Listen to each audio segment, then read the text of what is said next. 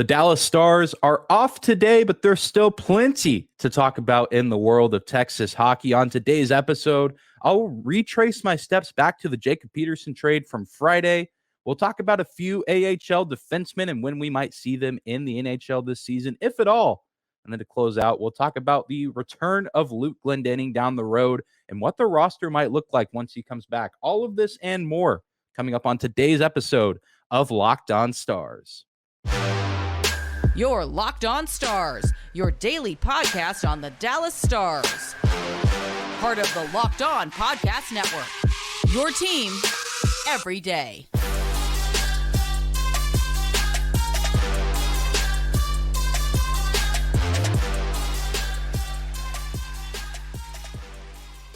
Howdy, Stars fans. Welcome back to the Locked On Stars podcast, the only daily podcast covering the Dallas Stars. Part of the Locked On Podcast Network, your team every day. I'm your host, Dane Lewis, your local expert on all things Dallas Stars hockey, coming to you on this Wednesday, March 8th. And this episode is brought to you by FanDuel Sportsbook, the official sportsbook of Locked On. Make every moment more and visit FanDuel.com/LockedOn today to get started. And whether this is your first time here or you are a recurring listener, thank you for stopping by and making the Locked On Stars podcast your first listen of the day. If you're new to the show, be sure to subscribe on YouTube. Follow us on your favorite podcasting platform of choice.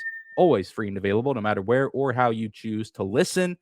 And there's plenty to talk about on today's episode. The Stars are obviously off. They'll be back tomorrow in Buffalo. But still, again, plenty to cover. And one thing in particular that I didn't really get to cover at all, just due to the Stars, one, the trade deadline happening on Friday, the Stars playing on Saturday, the Stars being back in action on Monday, mixed with the fact that this wasn't necessarily a headline, headline breaking trade. I didn't get to talk about it, but the Stars, we have made, of course, the Evgeny Dadonov trade.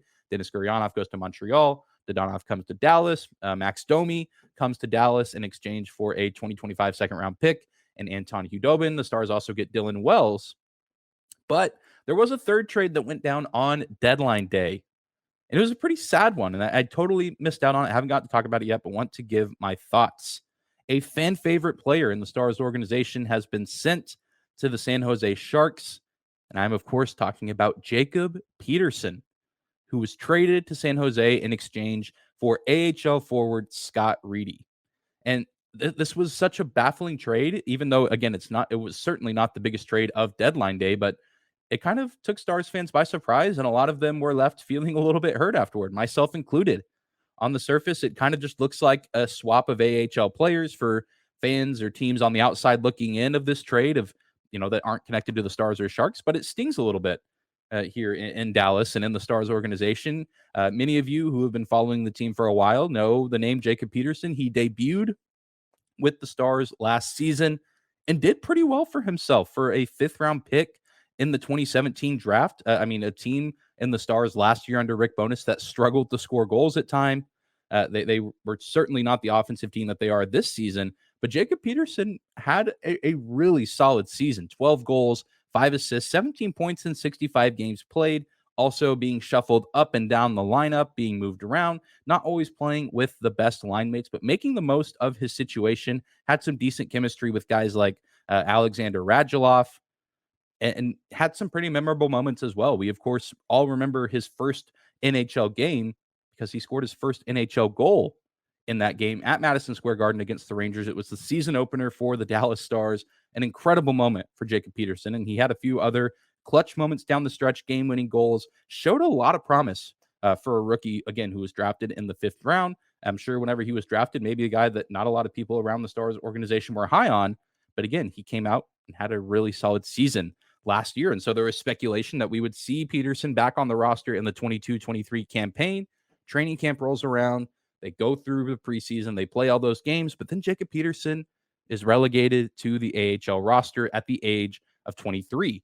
And Jacob Peterson was having a pretty good year down in Cedar Park with the Texas Stars. 13 goals, 13 assists, 26 points in 44 games played this season. And Scott Reedy, also 23 years old, is now the newest member of the Stars organization. But you look at his numbers, and they're not quite the same as Jacob Peterson's, at least in the AHL. Reedy, only 5 goals and 8 assists, 13 points in 38 games played. So a few less games played than Petey, but not nearly as much production. And so it's a weird trade. The Stars and the San Jose Sharks, are really the Texas Stars and the San Jose Barracuda, making this move. So why did the Stars make this move is what a lot of fans were asking after the deal went down. People said, we love Petey. Why wasn't Petey on the NHL roster this season? What are we missing here? Why has this happened? Seemingly the Stars made a move where they sent away a guy who was good and had upside for a guy that seemingly is worse. I mean, a guy who can produce at the AHL level, it seems, but maybe not to the extent of Jacob Peterson, who we know can also hold his own at the NHL level as well. And there's a few contributing factors and reasons why this deal went down. For one, Jacob Peterson was in a weird position with his contract where if he was called up to the NHL and then if Coach DeBoer and the coaching staff wanted to send him back down to the AHL, he would have had to clear waivers, which a guy like Peterson, I don't know if that happens. That would have been, a 24-hour period where he would have had to avoid not getting picked up by another team. And I think other teams around the league would have seen what Peterson did last year in the NHL, say, we can work with that. And I think they would have pulled him off waivers, getting him out of the Stars organization. So that's why we never saw him at the NHL level this season. That mixed with the fact that, and these are reports that I saw on trade deadline day from guys like Bruce Levine and Owen Newkirk, who, cover the Stars on the radio here in Dallas. Matter of fact is, for some reason, Pete DeBoer just never really liked Jacob Peterson. I don't think it was a personal thing. I think it was just a coach to player thing. And I guess whatever he saw during training camp in the preseason, he just wasn't really on board with. And Coach DeBoer sees things differently than the fan or even us in the media see. So it's his right to make that decision. But it still certainly does sting to see a guy who fans seem to kind of fall in love with last season, a good teammate, good player, good locker room personality. He's not on the team anymore, and he goes off to San Jose. And my only hope is that, Petey can get the playtime he deserves with the Sharks and that he can go on to have a successful career, whether that's in San Jose long-term or whether that ends up being with a different team. All you can do is hope that he has a good career and that Scott Reedy develops in Cedar Park better than he had been in the Bay Area with the San Jose Barracuda, but only time will tell there. Not a monumental move. I don't think Reedy's going to be a guy that makes a difference in the Stars organization, at least here in the immediate future, but you never know. Best of luck to Jacob Peterson. Thank you for the fun last season, and I'm sure we'll be seeing you again sometime soon in an opponent's sweater. Well, we're going to continue to talk a little bit about the AHL. We'll talk about some defensemen with the Texas Stars and talk about why we haven't seen them at the NHL level yet and when we might do it this season. More on that right after this. Today's episode of Locked On Stars is brought to you by our friends at FanDuel. The midway point of the NBA season is here, and now is the perfect time to download FanDuel, America's #1 sportsbook, because new customers get a no-sweat first bet up to $1,000. That's bonus bets back if your first bet doesn't win. Just download the FanDuel Sportsbook app. It's safe, secure, and super easy to use. Then you can bet on everything from the money line to point scorers and threes drained. Plus, FanDuel even lets you combine your bets for a chance at a bigger payout with the same game parlay. So don't miss the chance to get your no-sweat first bet up to $1,000 in bonus bets when you go to FanDuel.com/lockedon. That's FanDuel.com/lockedon to learn more. Make every moment more with FanDuel, an official sports betting partner of the NBA. I want to thank you again for making the Locked On Stars podcast your first listen of the day. Even with my lovely light out, as I'm sure you on YouTube have noticed, we're still chugging along here, breaking down several different storylines from across the Stars organization, even without a game on the schedule today. We talked a little bit about the Jacob Peterson trade that went down on Friday, but now that we're a few days removed from the NHL trade deadline, early signs indicate that the Stars had a pretty successful deadline. They certainly didn't make as many big moves as some other teams across the league, especially in the Eastern Conference, but I think you can measure the success in the fact that they gained 2 good pieces in Dodonov and Domi that are going to contribute in several different aspects of the game, whether it be 5-on-5 and special teams in the faceoff dot, etc. And they did so without sacrificing really any of the future of the organization. Denis Gurianov obviously was in need of a change of scenery, and in exchange for Max Domi, they give up a goaltender in Anton Hudobin, who wasn't probably going to play in the NHL with the Stars again anytime soon, and a second round pick in 2025. So the Stars hold on to higher draft picks in some upcoming drafts, and they don't give up any big name prospects like Stankoven, Maverick Bork, or really anyone else who we've been looking forward to seeing in a Star sweater for quite some time. But looking back, we might be wondering why the Dallas Stars chose to not pursue a defenseman when there were options out there. I know Shane Gostisbehere, Jacob Chikrin were some of the big names on the market. Both of those guys end up in the Eastern Conference. I know their cap hits might have been difficult for the Stars to deal with, but even a guy like Luke Schenn, who's now with the Toronto Maple Leafs, had an easy cap hit to handle, and something that I think the Stars could have made work. But yet here we are, where the Stars made no moves at the deadline in order to add to the defensive depth. And so I think it leaves people questioning, why didn't the team go out and pursue a defenseman? And I think a simple answer is the team and the organization probably like where the defensive core is at right now at the NHL level, though it's imperfect. We know the flaws are certainly there, as we saw on Monday night against the Calgary Flames. But I think that the need was on offense for the Stars. They needed guys that would light the spark offensively. They seem to have found and met that need with the guys that they got. But they already have some pretty good depth at defenseman with guys like Joel Hanley, who has been slotted in on and off throughout the season. But they also have some pretty good pieces down in Cedar Park, guys that are NHL ready that could join the Dallas Stars from Cedar Park at the drop of a hat if needed. You have Thomas Harley, 8 goals, 18 assists, 26 points in 54 games played this season with the Texas Stars. Also was an AHL All-Star representative. And you also have a guy like Will Butcher, who has 5 goals and 28 assists, 33 points in 49 games played with the Texas Stars this season. William Butcher was a guy who was one of the final cuts of the preseason roster before the regular season got started. He was one of the final guys remaining. And there was questions of, are we going to see Will Butcher make this team? And are guys like Nils Lundkvist going to get sent down to the AHL? Obviously, that question was answered. Butcher was sent down to Cedar Park, and Nils Lundkvist stayed with the NHL club and has done so pretty much for the entirety of this season, outside of a few healthy scratches. But Butcher is a guy who does have some NHL experience under his belt. 275 regular season games played in the league, as well as 5 playoff games at one point in his career. So this is a guy who, even though we haven't really seen him at the NHL level at all since joining the organization, it could get plugged in to the NHL team if needed, which could be really exciting because Butcher did have a really nice preseason with the team, and he's obviously having a great season in the minors in the AHL with the Texas Stars, who are overall as a team are having a very good year in the Central Division of their own. But it's not just Will Butcher. We also have the aforementioned Thomas Harley, who Stars fans may be a little bit more familiar with. 34 NHL games under his belt, and of course, 1 playoff game back in the bubble. Still a very young player, still some development I think that needs to be done. But the upside and the trend upward in his potential in play has been on display this year, obviously with him getting all-star recognition and just with his production on the Texas Stars roster.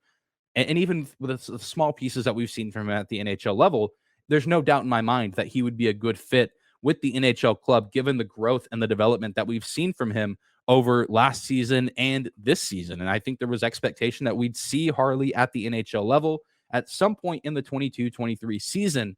And thankfully, the Stars defensemen have stayed relatively healthy for the most part, so they haven't had to dig into the AHL level. But it makes you wonder when we might see some of these guys emerge and play.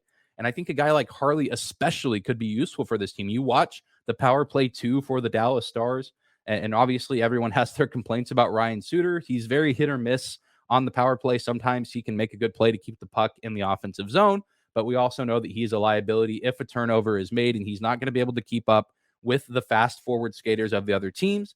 And even if you watch Monday night's game against the Flames, every time power play 2 was out there and Nils Lundkvist was involved, he just seemed to make too many mistakes. And we've seen that far too often from Nils this season. You expect it with how young he is. He's still growing and learning in his game as well.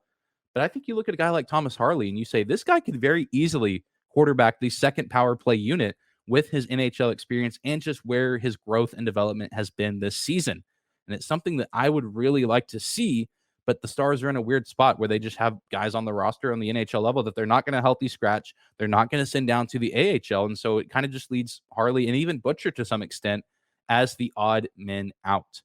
But I mean, there's still a lot of hockey left to be played this regular season, and whether it be injuries or something of that nature, if both of these guys or one of these guys needed to get called up, I would be very confident, and I would actually really enjoy seeing them play at the NHL level somehow, because both of them have NHL regular season and small bits of playoff experience. And I think, anytime you get to play at the NHL level, it's beneficial for your growth and development as well. It feels weird saying Butcher needs growth and development, as he's been in the hockey world at the professional level for quite some time. But I think both guys have things to offer this, Dallas Stars team. But I think that's kind of where the answer lies in terms of why didn't the Stars go after a defenseman at the trade deadline? And it's because they have guys at the AHL level who can come up and be plugged in if needed, which is a pretty good problem to have, if you ask me.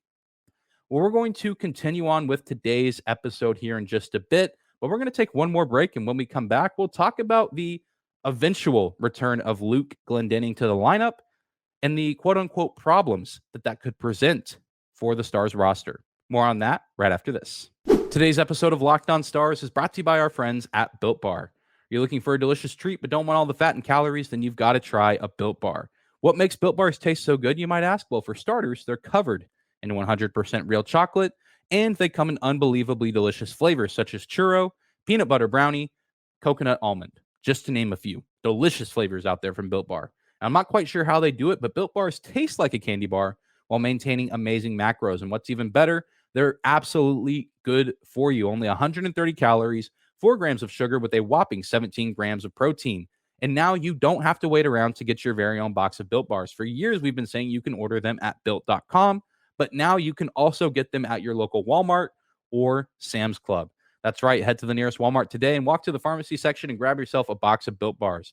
You can pick up a 4-box of my personal favorite flavor, cookies and cream, or you can get double chocolate, coconut puffs, whatever floats your boat. Doesn't really matter how you get your hands on a box of Built Bars, but you must do it because they're absolutely delicious and they'll change your life. All right, everybody, we're closing out today's episode of Locked On Stars, talking a little bit about the current NHL roster and some of the changes that could be on the horizon in terms of personnel and how the lineup looks. The Stars, thankfully, knock on wood, I'm knocking on my wooden desk right now, have been a relatively healthy team this season. And right now, they're pretty much at full health outside of the absence of forward Luke Glendening, who is currently on injured reserve, not LTIR, just regular injured reserve. So he is still, his cap hit still being fully taken on by the Stars. It is expected that he will make a return at some point, according to Pete DeBoer, seemingly before the playoffs start. Not entirely sure when we'll see 11 back in action, but his potential return, and as we get closer and closer with each passing day, it seems we're getting closer to it. A few people have started to ask and wonder, and I've had people tweeting at me on Twitter and even in some YouTube comments about this. What happens when Luke Glendening comes back? Because you then have seemingly too many forwards on the roster to play. So the question is, who gets benched, or some people saying even sent down? And you look at guys like Yoel Kiviranta, who was injured for some time, but returned back to the lineup on Monday against the Flames. But now, you have a fourth line of that on Monday night. It was Yoel Kiviranta, Radek Faksa, and Ty Dellandrea, because Dellandrea has now been moved around with the, coming of Dodonov and Max Domi on lines 2 and 3. And so now there's kind of this question of what is the lineup going to look like once Glendening comes back? And the nice thing is the Stars can carry both Luke Glendening and Kiviranta on the roster to make for 13 forwards. The Stars have kind of been in this weird space all season where they've been, for the most part, carrying only 12 forwards and 6 defensemen in order to acquire more cap space. But now that the trade deadline has come and gone, they don't necessarily have to do that quite as much. And so actually, as of right now, at the time of recording this, they're carrying 13 forwards. Freddie Olofsson is technically still a part of the Dallas Stars right now. He hasn't been sent back down to the AHL. They are carrying Freddie Olofsson right now to make 13 forwards. He just isn't playing right now in favor of Kiviranta, who is now back and healthy. So you look at once Luke Glendening comes back, I imagine that Freddie Olofsson will get sent back down to Cedar Park. And then you have to decide, are you going to play Glendening or are you going to play Kiviranta? Because you can carry both, but you have to ask the question, who deserves to play? And I think there's benefits to both guys getting put into the lineup. On one hand, you have Yoel Kiviranta, who has come on pretty strongly as a goal scorer on the bottom six and really on the fourth line. Nothing mind-blowing, but 6 goals is what he has this season, which is tied for his career high from a couple seasons ago, especially early on in the year. Yoel Kiviranta seemed to be an entirely new player. Of course, even before his injury, he had gone on a little bit of a goalless skid. But again, this is a fourth line player who's not necessarily expected to be a goal scorer. So the fact that we've gotten 6 from him this season is pretty nice. He can play on the penalty kill. He's a pretty good defensive forward. But Luke Glendening does a lot of those things too. I think you could argue he's a better defensive forward. He's also a beast in the faceoff dot, as we've talked about. But both of these guys can play some pretty solid penalty kill minutes. Both of them have a shorthanded goal this season. Luke Glendening, though, only 2 goals on the season to Yoel Kiviranta's 6. I think there's benefits to playing both guys. And I guess at the end of the day, it's a good problem to have for the Stars team because both guys can be effective players because they're being slotted in on that fourth line. And if you ask me personally, I think that you go with Luke Glendening, and that fourth line is made up of Glendening, Faksa, and Ty Dellandrea. That's just my opinion because I don't think Dellandrea even needs to be involved in this discussion of do you sit him? Because I think Dellandrea has been far too good for the team this season. He needs all the minutes he can get because I think he's expected to still be a key player for the Dallas Stars going forward beyond this season. And I don't know if you can exactly say that in terms of Glendening and Kiviranta, who will both be UFAs at the end of this season. And the question with both of those guys is, will they stay? And I think there's a potential for one of them to stay, and maybe one of them has to go test the waters in free agency. And if you ask me, I think you look to hold on to a guy like Luke Glendening. And if you can get him at a similar price tag, his cap hit's only $1.5 million right now. If you can get that or even less for his next deal, I think you keep him just because of the penalty killing ability, the face-off ability, the grit and, heart and passion that he plays with. Kiviranta also plays hard. He plays with passion. I love everything that he's done for this team and organization over the past few seasons. But I feel like if I personally had to make the decision who you keep, I know Kiwi is a little bit younger, but I think there's value in having a veteran like Luke Glendening for not a ton of money for maybe 1 or 2 more seasons. And you maybe let a guy like Kiviranta walk again. And maybe the Stars look to hold on to both of them. Maybe they can get both of them for not too much money. But I think that would be why you slot Luke Glendening into that fourth line spot with Faksa and Dellandrea over Kiwi. And the nice part is you can alternate. If Luke Glendening has to ease his way back in and can't play every single game down the stretch once he's back, you can let him sit out for a night and slot Yoel Kiviranta in and not worry too much about a lack of production in terms of what you expect from the Dallas Stars fourth line. At the end of the day, it's a good problem to have, but it's certainly something worth discussing.